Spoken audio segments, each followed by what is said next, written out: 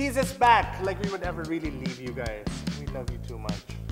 Now you've been pushed around at school, at home, at the office. Well, push back in this week's How to Awesome as Monsour Del Rosario teaches us how to take down a guy in 3 blows. All right, we're still here with Monsour, who's going to teach us how to take a guy out in 3 blows. Oy. 3 blows. You need to learn that. 3 blows. No, we're still talking about action movies. Okay. Clark, we're talking about action movies. All right, Monsour, take it away. 3 attacks that you can take a guy out, no matter how big he is, how strong he is, no matter how fit he is. I don't care how much weight you work out on or how much martial arts you do. The eyes are the most vulnerable part of the face. Pare, Happy New Year!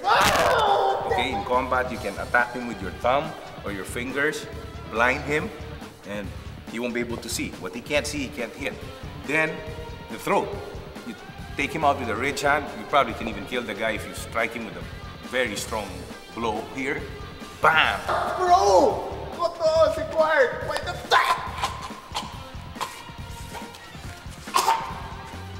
And the last is the groin. Kick the guy with a solid front kick, and no matter how big he is, he will go down.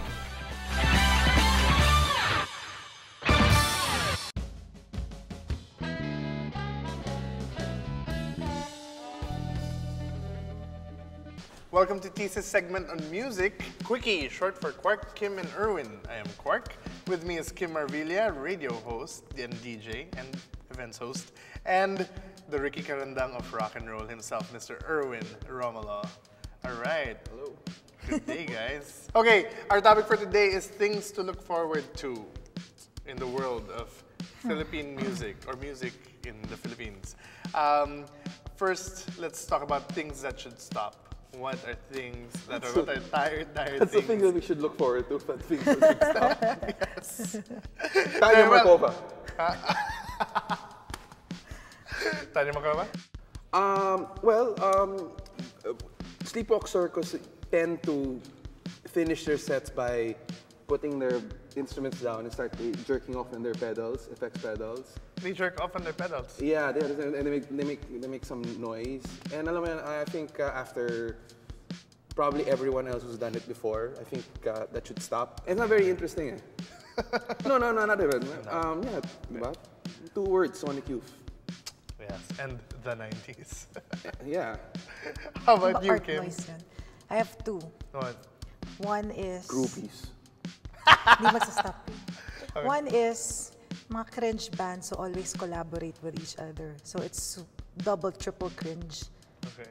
Like who? You're gonna get me in Oh, like who? Like who? I wouldn't know. Basta ganito lang, bigyan lang ako clue. Wow, blind songs, eyes. songs, music videos, and performances in mga music events na lagi sila nagiget. Parang every half a year ata may collabo sila lagi. Same management company. Saka local bands who, when they sing, they have British accents. I don't understand. I like the Don. Solamo! Diba? Jet hangan. British accent, diba? I think bands should stop, the young bands definitely should stop producing their damn selves. So, it's one thing to make a record, but there's always been this sort of legacy. Like, Raymond, Robin will produce an Eraserhead album, Raymond from Eraserhead will produce a Chico Sai album, Mong from Chico Sai will produce Taken by Cars, but now it's kind of stopped and kids don't care because they can build their own studios. And A lot of home studios for the young bands now. That's why the labs have focus and just jerking off and everything like that. Yeah. But then again, you have to take into consideration that they probably don't have, it's probably a budget concern then, maybe. So. Maybe. But then a lot of people are willing to work for free as producers. Yeah, diba? Why not, diba? Yeah. Okay, how about things that need to happen this year?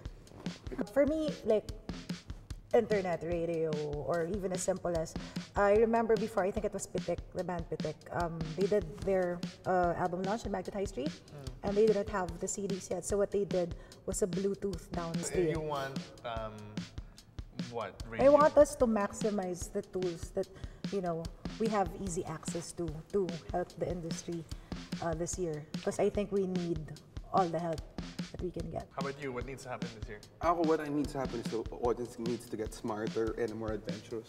I don't think the artists, you always have crap artists. That's the given. There's a lot of artists there that you can, you don't need to, you can go to.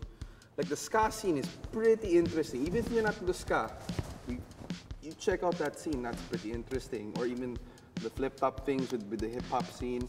They're freestyle battles. Alam mo yun, there's no more excuse not to find good music.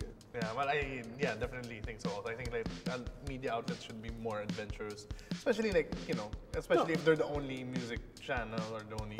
Then they should. Ako, you take the responsibility of it. If you really like music, you go to Santa Mesa and you watch gigs there. Like alam mo, a band like Tanya Marco, it couldn't last two notes in any gig in Manila. Okay. Yeah, but then I guess it's also the parang, I mean, we all had to start somewhere. You started when you were listening to RT, when you were a student, and I, of course, NU, and so, it's hard to, No, but you have to look for it. Yeah, I mean, you but have to there's look always for it. this Like inciting. when the Twisted Red Cross came out, you really had to buy the cassettes from Comela or whatever, or Recto. You really have to look for them. That's why a lot of bands, like the Throw album I mentioned, which I think is the greatest album released this year, you won't find it anywhere. And you really have to look for it. And the problem is, they might not even sell it to you.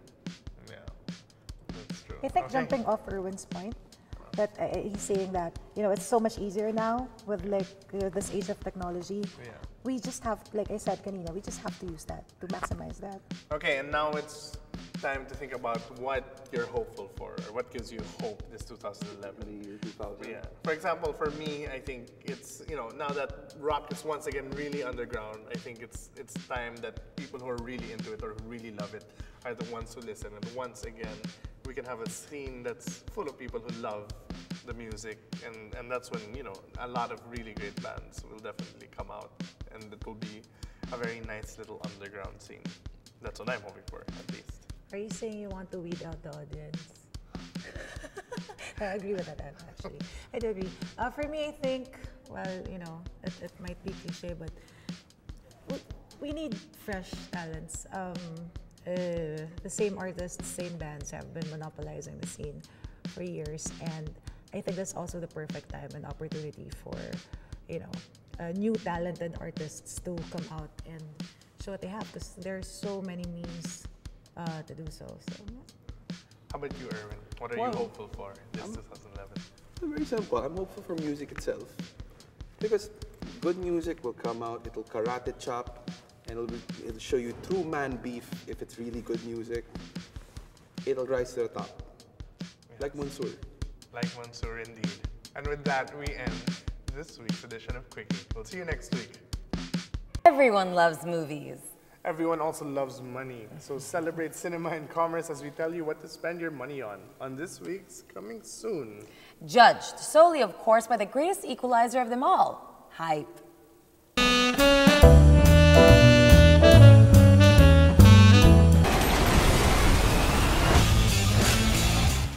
First up, we have the Green Hornet. Seth Rogen is Britt Reed, an irresponsible rich kid leeching off of his father's fortune.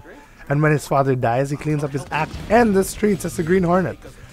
Jay Chu plays iconic sidekick Kato, and Michael Fassbender plays the villain.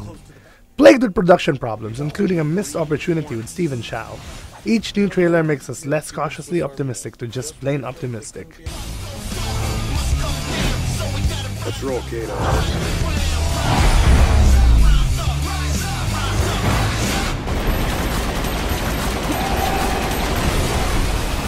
We're hoping to see director Michel Gondry's trademark visuals go nuts during the action, and for that alone, we're giving it a 4 out of 5 on our hypo-meter. Rounding up this week's Coming Soon, we have the assassination of Yogi Bear by the coward Buboy Bear, a gripping tale of revenge and legend where, wait, what? That was a parody short? Not the actual movie? Oh, okay. Yogi Bear is exactly what you think it is, an adaptation of a classic cartoon. Dan Aykroyd is Yogi, Justin Timberlake in what's sure to be the breakout role of the year is Boo Boo. The two get into hijinks in and around Jellystone Park. We're not going to lie, folks. See this if you're really, really desperate or want to read it as a commentary on the industrial complex. 1 out of 5. I gotta admit, I'm liking this. I was about to say. You can catch us all Next week for more of this. You want more of the show, don't you? Yes. So do they. Ah, snap!